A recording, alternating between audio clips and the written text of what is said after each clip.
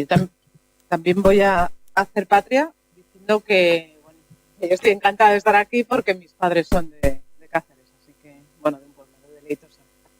Así que, bueno, eso, pues, yo sí que sé que la gente es buena.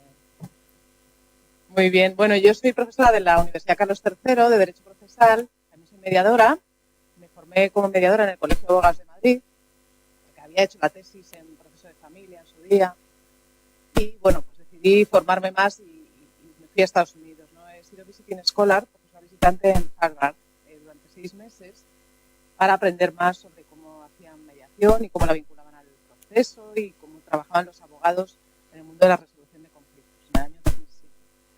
Y a la vuelta decidí desarrollar un programa de mediación en Getafe y en Leganés, que es donde tenemos los campus principales de nuestra universidad, que es una universidad pública. ¿Os suena? Somos Carlos III, no somos otra, que se parece. Gracias.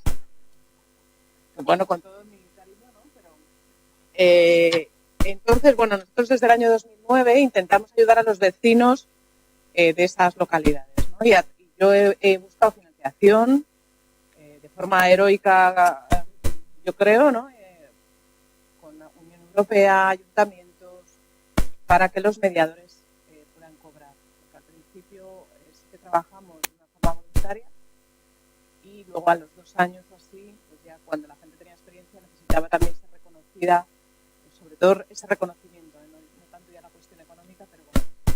Y bueno, lo conseguimos y bueno, vamos funcionando. Entonces somos un programa gratuito para el ciudadano y hacemos mediaciones civiles y penales. También hacemos mediación hipotecaria con servicios sociales de los dos ayuntamientos y también mediación vecinal. O sea que intentamos adaptarnos a las necesidades del ciudadano. Bien, mi rol aquí hoy es hablar un poco sobre el porqué de esta forma de resolución de conflictos, porque en realidad va a ser una eclosión enorme, imparable, bueno, que gracias a que también existe esta ley de impulso, que bueno, vamos a ver con qué resultados llega, ¿no? En su día, en su caso, a aprobarse. Parece, ¿no?, que estamos en un momento diferente, ¿no? Aquí os pongo simplemente esta forma de resolución de conflictos, que es la que hemos estudiado todos en los libros de derecho procesal. Oye, que procesal no es solo el que enseña confrontación en derecho, ¿verdad? Toda la estructura de la carrera está pensada en la confrontación y en el litigio, ¿verdad? No hay asignaturas de negociación o de mediación, o las hay ahora. Nuevamente, nosotros tenemos una optativa que es mediación, negociación, resolución de conflictos, y es la más elegida de la universidad. Y por lo tanto, los alumnos pues ya tienen una aproximación bastante importante a estos temas. Entonces, a mí me gusta mucho más a mí me cuadró todo cuando leí este libro de Uri Pretty Goldberg. Uri es el que escribe con Fisher Getting to Yes, obtenga el sí, que es el libro famoso de la negociación. Y entonces, en el año 88, ellos dicen que en las sociedades antiguas esta es la forma de resolver conflictos. La mayoría conforme a poder, unos pocos conforme a derecho y poquitos conforme a intereses. Esta imagen nos recuerda la Edad Media, ¿verdad? Pues así sería el estilo, ¿no? A la gente moderna tenemos que ponerla esta, o incluso aquí pues decíamos que quizá era mejor esta foto, ¿no? ¿Verdad? Esta gente impone con la fuerza su resolución de conflictos. Bueno, pues estos profesores nos dicen que tenemos que ir a la estructura piramidal de esta forma. Muy pocos conflictos conforme a poder, más conforme a derecho, pero sobre todo la mayoría de los conflictos se tienen que resolver conforme a intereses, porque en las sociedades modernas, como puede ser esta del norte de Europa, el movimiento del dinero produce riqueza, ¿verdad? Entonces, cuando judicializamos cosas, deja de producirse un valor, ¿verdad? Si yo tengo el solar de al lado y tengo un litigio con el vecino, no le encargo al arquitecto el proyecto, no le encargo a la constructora que construya, no vendo hipotecas del banco, ¿verdad? Entonces dejo de generar valor. Entonces, cuanto más litigiosa es una sociedad, menos eficaz es económicamente. Por lo tanto, la crisis nos ha venido un poco a obligar a revisar la gente del mundo del derecho cómo estamos haciendo las cosas. No es algo absoluto, como nosotros veníamos diciendo, el derecho de acceso a la justicia, sino que tiene que haber un sistema equilibrado que permita pues que el sistema general funcione y el Estado de Derecho funcione. Entonces, ¿Cómo tenemos que conseguir esto? Pues incentivando el acuerdo o incluso obligando a intentar el acuerdo, ¿no? Como pueden ser estos mecanismos de intento, ¿no? De obligación del intento de mediación. Bien. ¿Qué ocurre? Que en España tenemos muchos incentivos para litigar. ¿Por qué? Porque nos falta una regulación, sobre todo de abogacía preventiva. Yo intento presionar a las personas que conozco en el Consejo de la Abogacía para que se consigan introducir en normativas que los abogados tengan que participar en muchos contratos, por ejemplo, compraventa. En Reino Unido es obligatorio que se realice a través de los abogados. Pequeñas cuantías que pueden entrar, por ejemplo, por revisión de hipotecas, como es obligatorio en otros países, 200 euros. Si encontramos una masa de trabajo que sea preventiva, vamos a tener también una capacidad para que el abogado pueda también diseñar sus formas de ingresos no tan basadas en el conflicto. También tenemos un cliente que solo visualiza al abogado de forma agresiva y en juicio. No se dan cuenta de que el trabajo mayor está hecho cuando hemos contestado la demanda, por ejemplo. Ir al juicio ya es otra cosita, pero no visualizan, ¿no? Habría que hacer un trabajo para también concienciar al abogado, al cliente sobre el trabajo real del abogado y dar un valor al acuerdo, ¿no? Y a esa negociación.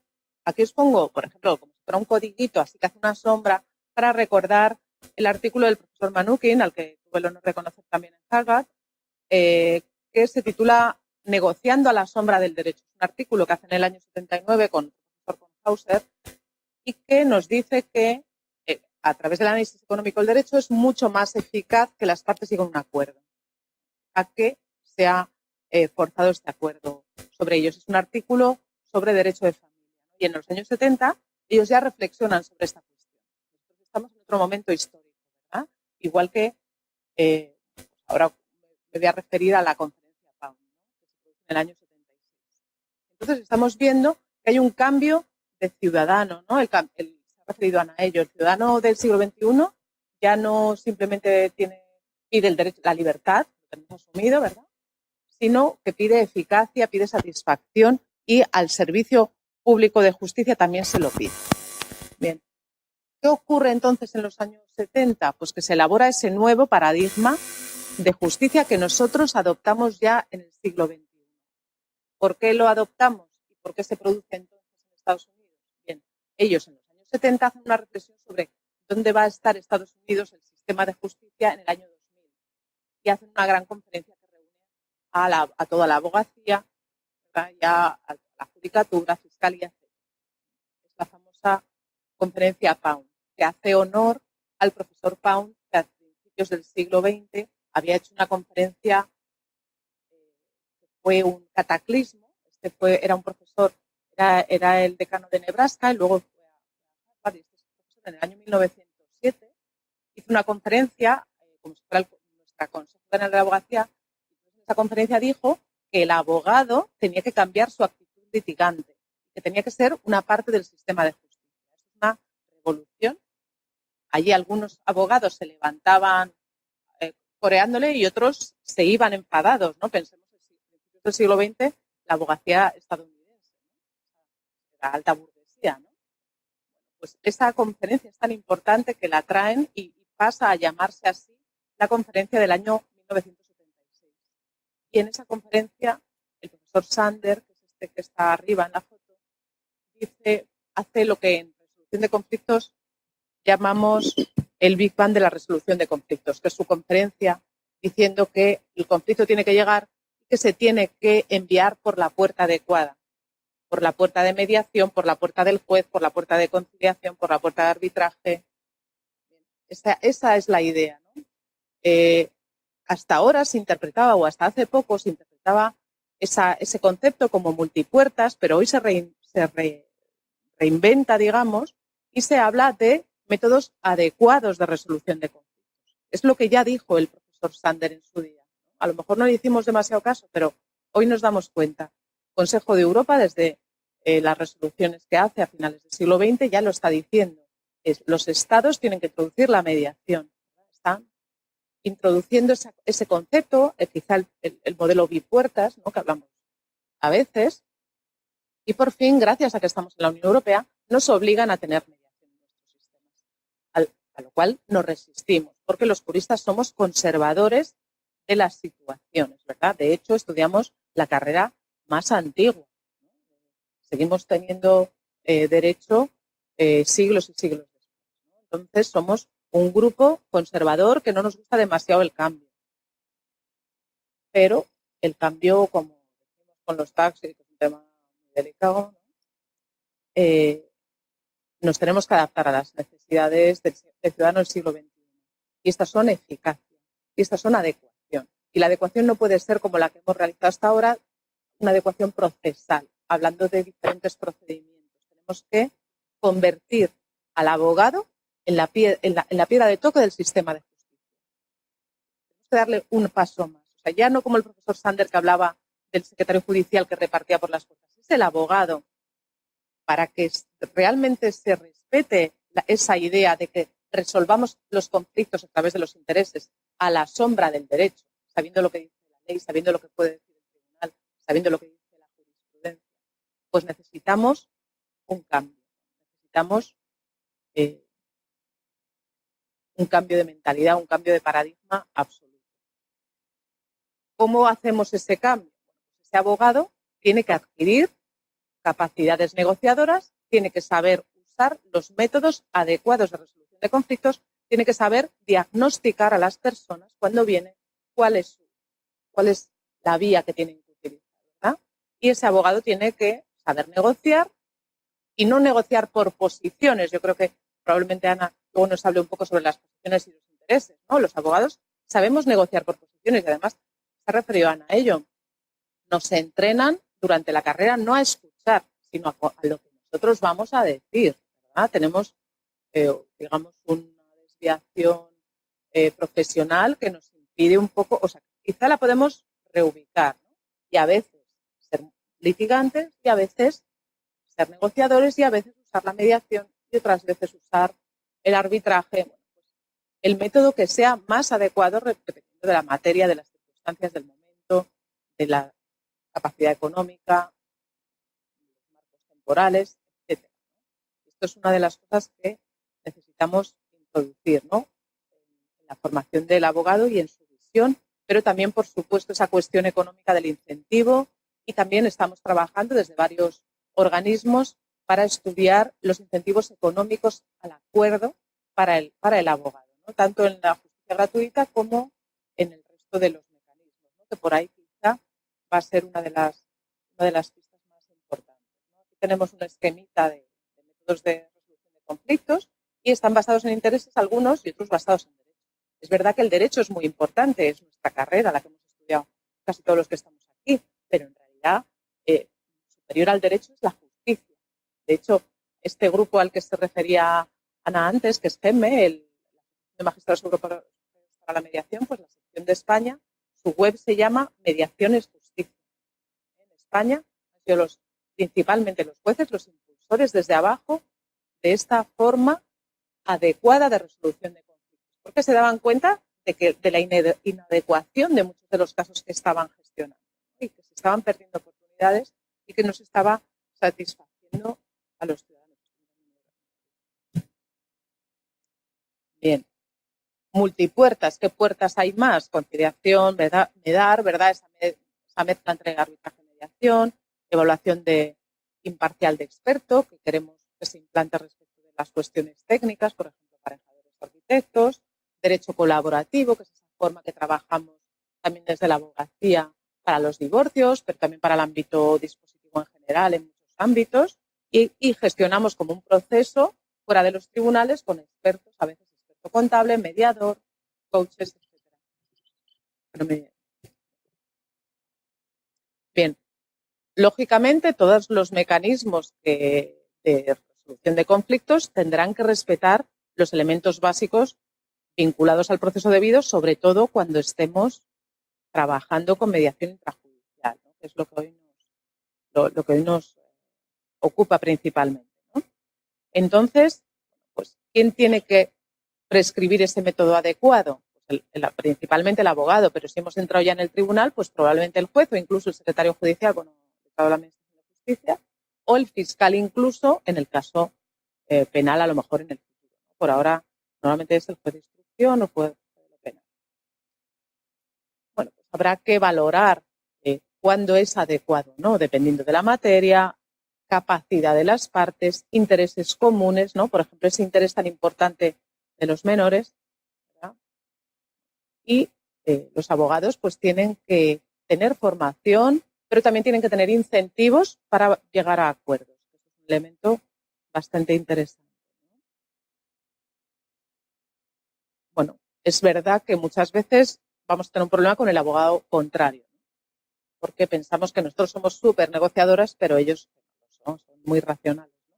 Bueno, pues quizá tenemos que avanzar más, ¿no? Y el derecho colaborativo es muy interesante en este sentido porque nos permite tener grupos de abogados que hablan el mismo idioma, es decir, que tienen cierta formación en negociación y que van a entablar y van a seguir una de esas máximas de Harvard en negociación, que es duro con el problema, suave con las personas. Un gran negociador no es la persona más agresiva del mundo, sino la más simpática. Esto tenemos que aprenderlo, ¿no? Y tenemos también que transmitirlo a los clientes. Tenemos que hacer un esfuerzo importante en este sentido. Bueno, esto sería un esquema del modelo Harvard que hacemos nosotros para negociación y para mediación. Y, de intereses yo sé que os va a hablar Ana. ¿Qué necesitamos? Pues que el abogado tenga una formación en negociación principalmente y también en el uso de la mediación.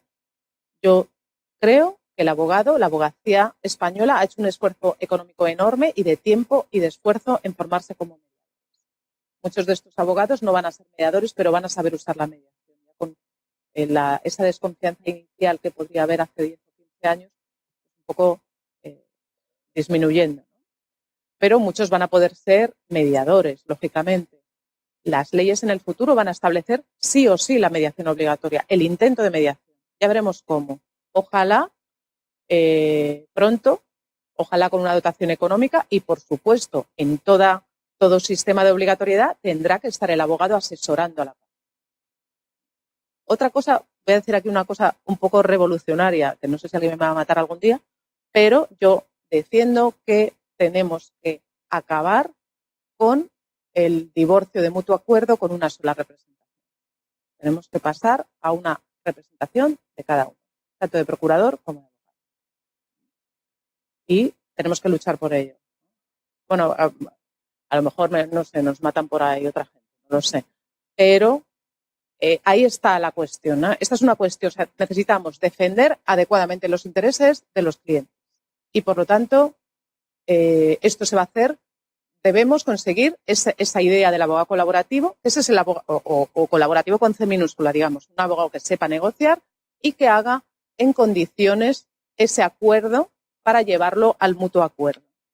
¿Por qué? Nosotros estamos viendo continuamente, es vuestra experiencia seguro, 2 años, 3 años después, tenemos expedientes de ejecución, modificación de medidas, jurisdicción voluntaria, esas cuestiones que yo llamo también originalmente derivadas o que no tenían que existir. Esto lo vamos a poder evitar si de principio ha habido una verdadera negociación, una verdadera protección de los intereses de las partes, en vez de acudir, como sabemos que está ocurriendo, al mutuo acuerdo como una forma evitadora totalmente del conflicto y chantajista de alguna forma y asustada, ¿no?, por parte de la gente que no quiere ir al lío. Entonces, bueno, pues esto tenemos que darle una vuelta al tema de familia. Yo por lo menos es uno de mis objetivos. Queremos que los abogados hagan notas de encargo que recojan el acuerdo y que se valore el trabajo asesor del abogado en el acuerdo también, ¿verdad?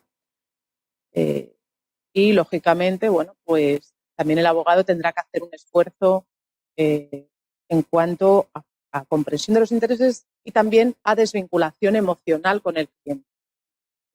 Mala ayuda hacemos cuando somos el amigo del cliente y emocionalmente porque somos muy españoles y somos muy amigos de nuestros amigos, somos tan majos, pero estamos liándola más, ¿no? Cuando probablemente, si hay una distancia emocional, empatía, pero no simpatía, y una profesionalidad en este tema, pues a lo mejor también podemos avanzar.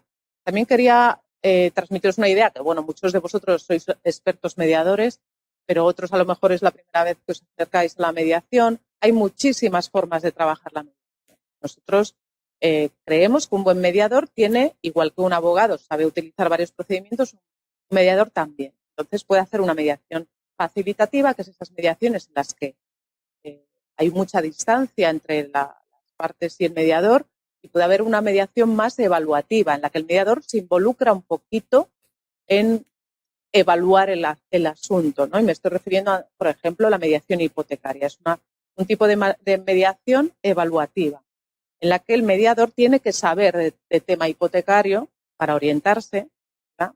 Y tiene que, a veces, decir, bueno, pues quizá es una buena oferta lo que le está haciendo el banco. ¿De acuerdo? Entonces, bueno, flexibilicemos, esto es un esfuerzo, flexibilicemos a la idea de que hay muchas formas de hacer mediación. Otra cosa es que el modelo que se intenta transmitir y que pensamos en Europa o en España concretamente, que es el ideal, es la facilitativa. Pero dependiendo de la materia, puede haber muchas formas de hacer mediación.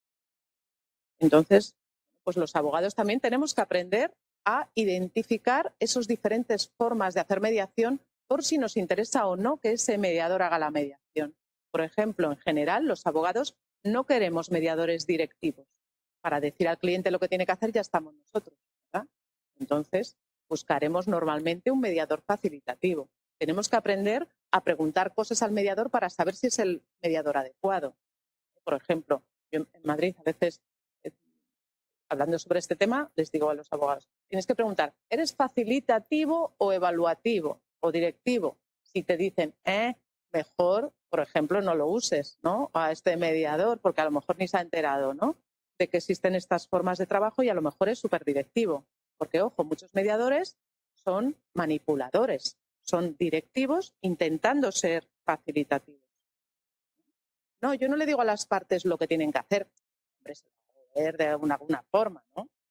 Bueno, pues ojo, todo esto, a ver, esto es trabajo, ¿no? Este estudio es análisis y valoración. Bien, no voy a enrollar mucho más. Simplemente que sepáis que es muy divertida la problemática para mí procesal entre objeto del proceso y objeto de la mediación, por ejemplo. Es muy divertido ver que, claro, lógicamente en civil el objeto viene determinado por la demanda y la contestación, pero cuando el juez nos envía el caso ya no es la anulación de la cláusula del testamento, sino nos viene todo el mogollón del testamento. Tú llegas luego al acuerdo que sea y luego hay que darle una forma jurídica y una eficacia. Bien, es básico que los abogados participen, sobre todo al inicio y al final de las mediaciones, pero si hay un componente jurídico muy importante, tienen que estar todas las sesiones. Por ejemplo, la mediación mercantil, los abogados siempre están. Son más importantes incluso que las partes en sí mismas, ¿no? Entonces, por ejemplo, de todas las cuestiones, ¿no?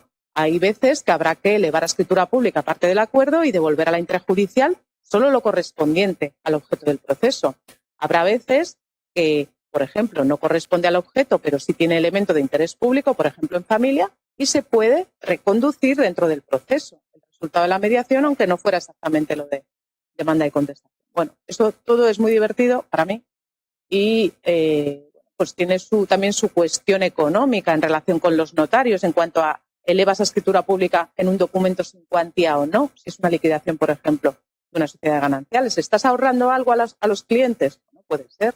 Todas esas cosas hay que, por acaso hay algún notario en la sala, yo os lo planteo que, bueno, que hay que explorar estas cosas, ¿no? Bien.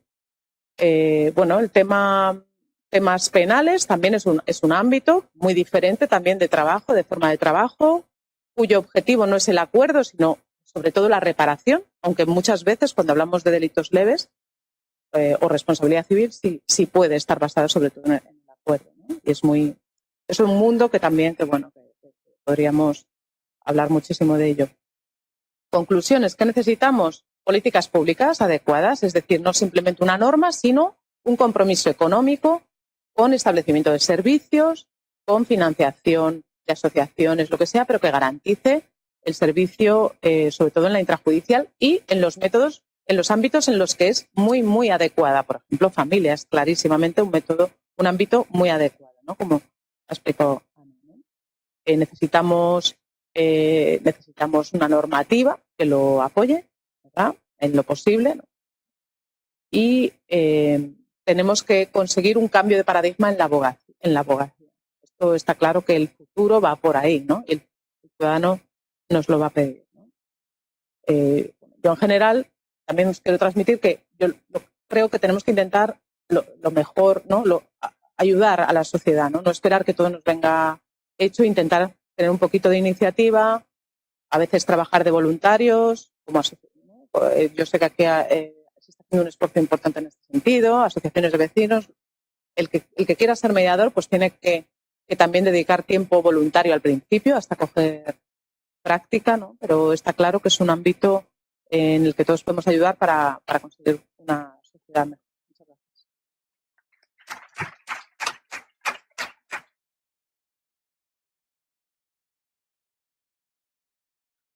No sé si tenéis alguna cuestión que queráis compartir, observación, pregunta, consulta. Bueno, pues muchas gracias. Yo sí que quería deciros, por si no lo sabéis, que imagino que sí, que el Consejo General de la Abogacía Española ha publicado una guía del abogado en la mediación, explicando un poco qué papel hacéis cuando se os deriva desde un juzgado a mediación o cuando un cliente os dice quiero ir a mediación antes de ir al procedimiento y sois sus abogados. Dan unas pautas muy interesantes. Está colgado en la página web de la Abogacía Española y está colgado también en la página web del Consejo General del Poder Judicial.